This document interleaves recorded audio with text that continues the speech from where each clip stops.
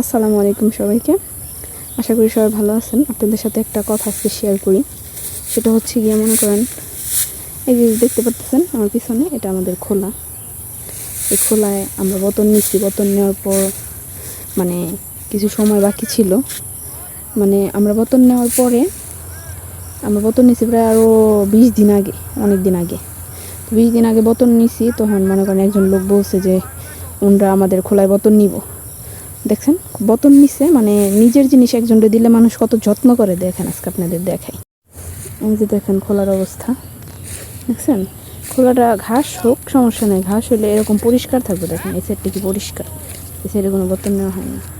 কিন্তু এই পাশটা পুরো জঙ্গল বানায় লাগছে। কিন্তু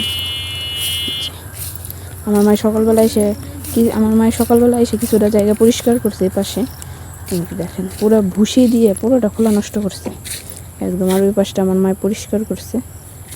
এই যে সেটটা জায়গায় জায়গায় টেবাটা বাইরে আমার মায়ের সকালবেলা এসে পরিষ্কার করছে। এর জন্য বলে নিজের জিনিস দিলে কেউ যত্ন করে ওরকমভাবে নেয় না। আর এই জায়গা আরেকজন ধান ফলাইছে।